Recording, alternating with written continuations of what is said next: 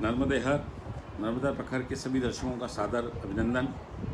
नर्मदा प्रखर की इस अभिनव पहल के अंतर्गत आज हम जिस हस्ती से आपको मिलवाने जा रहे हैं वे उज्जैन क्षेत्र में अपनी सक्रियता, समर्पण और समाज सेवा के लिए प्रसिद्ध हैं। महासभा में महिला उपाध्यक्ष के पद पर हैं। वे महिलाओं के लिए एक मिसाल हैं, आइडियल हैं, जिन्होंने अपना स्वयं का व्यवसाय स्थापित ही नहीं किया वरन उसे ऊंचाइयों तक पहुंचाया। एक छोटे से 5-10 हज़ार रुपये के इन्वेस्टमेंट से उन्होंने अपना स्वयं का व्यवसाय शुरू किया था, जिससे आज उन्होंने बहुत ही अच्छी जगह पहुंचाया है और आज साड़ी उद्योग में उज्जैन में उनका नाम है, जाना पहचाना नाम है उनका। आइए आज के परिप्रेक्ष्य में उनके विचार जानते हैं। भाभी, सर्वप्रथम आप अपना संक्षिप्त परिचय देवें। मैं शोभा सुरेश शर्मा, उज्जैन से। मैं रोलगांव के शकरगाय हैं वैसे हम लोग, और पारे परिवार में मनमोहन जी पारे की बेटी हूँ और जुगल किशोर जी शकरगाय की पुत्रवधू हूँ। और मैं एक छोटा सा व्यवसाय करती हूँ जो बरसों से 30 साल से कर रही हूँ और सतत आगे भी करती रहूँगी। अब विगत कई वर्षों से मैं देख रहा हूँ आपको, शायद 25-30 वर्षों से हम देख ही रहे हैं आपको, समाज सेवा में आप निरंतर लगी हुई हैं। समाज सेवा में आप क्या लक्ष्य या क्या योजना लेकर आपने इसमें आए थे या सोच थी आपकी, वो बताएं। हम लोग पहले समय में जब समाज से जुड़े तब देखा कि सिर्फ समाज में एक रामायण होती है जो बुजुर्ग महिलाओं द्वारा की जाती है, जिसमें युवा महिलाएं नहीं जुड़ती थी। तो तब हमने सबने मिलके एक संगठन बनाया, उसमें एक स्नेह क्लब जोड़ा, उसमें कम से कम 35-40 महिलाएं जुड़ी। फिर हमने वो सारी महिलाओं को मिला के एक सेमिनार किया छोटा सा, उसमें डॉक्टर्स, योगा टीचर्स और इन सबको हमने बुलाया और इन लोगों ने इनने समाज की महिलाओं को, जो महिलाएं 50 की हैं या उससे ऊपर की हैं, उनको जो प्रॉब्लम होती है, बीमारियां होती हैं या जो प्रॉब्लम है उनकी महिलाओं की, वो दूर करने के लिए प्रयास किए। योगा के लिए भी, क्योंकि आज के युग में योगा बहुत ज़रूरी है, तो योगा के भी उनको बताया कि कौन से आसन करने चाहिए उन्हें, जिससे वो स्वस्थ रह सकें। और इसके अलावा हमने हरियाली तीज की। हरियाली तीज में सारी महिलाओं को जोड़ के हम लोग नारद समाज की धर्मशाला में वृक्षारोपण करते हैं हर साल, जो आज बहुत बड़े बड़े पेड़ बन गए हैं। उसमें समाज की सारी महिलाओं ने मेरा साथ दिया। ज्योति पाराशर, वंदना शकरगाय, ये लोग सब मेरे साथ रही और हमने कम से कम 60-70 महिलाएं मिलकर हर साल बहुत ही अच्छी तरह हम लोग हरियाली तीज महोत्सव मनाते हैं। वर्तमान में चुनाव का दौर चल रहा है, इसमें महासभा अध्यक्ष के रूप में कई नामचीन हस्तियों ने समाज की इस पद को सुशोभित किया है। राजनीति से जुड़े लोगों ने भी इसको सुशोभित किया, भाई राजेश डोंगरे, भाई सुभाष महोदय। वर्तमान समय में आप कैसा व्यक्ति महासभा अध्यक्ष होना चाहिए, आपकी राय में? मेरी राय में तो सुभाष महोदय जैसा ही व्यक्ति होना चाहिए।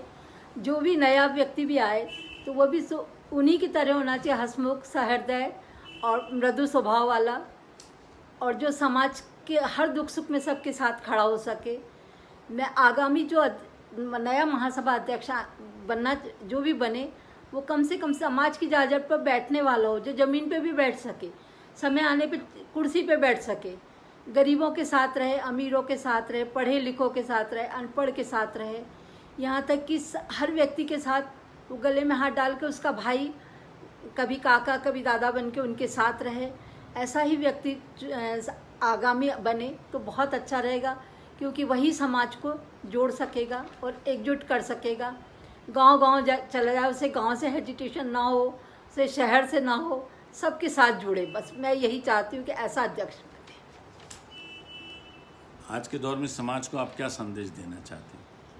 मैं समाज को यही संदेश देना चाहती हूँ कि निमाड़, गुहाड़ियाँ, मालवा ये करना छोड़ दें समाज के लोग, क्योंकि हम तो सब माँ नर्मदा। वर्तमान समय में ज़्यादा से ज़्यादा महिलाएं समाज से जुड़े, इसके लिए आपकी नज़र में क्या प्रयास किए जाने चाहिए? क्योंकि मैं आगामी भी रहना चाहती हूँ इसमें, समाज में तो हूँ मैं, मतलब महासभा में रहना चाहती हूँ। तो मेरी इच्छा रहेगी कि हर शहर या गांव की इकाई की जो महिलाएं हैं वो सक्रिय हों उनको वहाँ से उनको सक्रिय करना पड़ेगा और उनके ये दायित्व हों कि समाज के अंतिम छोर पर बैठी महिला को भी सक्रिय करें और उसे प्रेरित करें कि वो जो अपनी सहभागिता समाज में बढ़ाए और उसकी समस्या जाने और प्रयास करे कि उनकी समस्या दूर हो सके, क्योंकि हर महिला की अपनी समस्या है।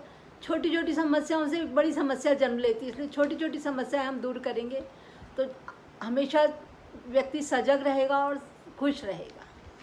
वर्तमान में चुनाव का दौर चल रहा है, इसमें आप अपनी भूमिका महिला महासभा में और इकाई के रूप में क्या देखती हैं, क्या होना चाहिए? महिला महासभा की जो भी महिला पदाधिकारी है या बनेगी, उससे मैं अपेक्षा रखती हूँ, आशा रखती हूँ कि वो प्रयास करे कि शहर में, हर शहर में अपने अपने क्षेत्र की विदुषी महिलाओं को सक्रिय करे और उन्हें इकट्ठा करे, और जिसे अपने अपने क्षेत्र में महारत हासिल है, जो अपने अपने क्षेत्र में बहुत ही निपुण है महिलाएं हैं, उनका योगदान ले, और जो व्यवसायी महिलाएं हैं को एकत्रित उनके द्वारा कार्य। आज के दौर में समाज को आप क्या संदेश देना चाहती हैं? मैं समाज को यही संदेश देना चाहती हूँ कि निमाड़ बुहाड़िया मालवा ये करना छोड़ दें समाज के लोग, क्योंकि हम तो सब माँ नर्मदा की संतान है, नर्मदा के ही बेटे बेटियाँ हैं, तो हम सब एक ही हैं, हम एक दूसरे से बिल्कुल अलग नहीं हैं। हम लोग तो कभी कहीं से पलायन होकर आए हैं, इसलिए जिसको जहाँ जगह मिली, जिसको मालवा में जगह मिली, जिसको निमाड़ में जगह मिली, जिसको बुहाड़िया में जगह मिली, वो वहाँ बसता गया। इसका ये मतलब नहीं कि हम सब अलग हो गए, हम तो सब एक ही हैं, एक ही माँ बाप की संतान है। इसलिए हम एक दूसरे को अपना समझें, एक दूसरे के साथ हमेशा साथ रहें, एक दूसरे के दुख सुख में रहें और एक अपना मजबूत संगठन बनाएं, जिससे कहीं भी समाज के इस छोर से लेकर कन्याकुमारी से लेकर कश्मीर तक हम सारे नार्मदी हैं, पूरे वर्ल्ड में नार्मदी फैले हुए हैं। तो मैं यही चाहती हूँ कि समाज के हर व्यक्ति के साथ हम साथ खड़े रहें। यदि वो नार्मदी है तो पूरा समाज एकजुट होके उसके साथ खड़ा हो जाए। ये नहीं कि वो कौन है क्या है, इससे हमें कोई वो नहीं है, वो नार्मदी है बस, हमारे लिए यही सबसे महत्वपूर्ण है। तो हम अब सबको यही सलाह दूंगी कि हम सारे भेदभाव छोड़ के समाज की मुख्य धारा से जुड़े और संगठन को जोड़े एक दूसरे से। नर्मदे हर।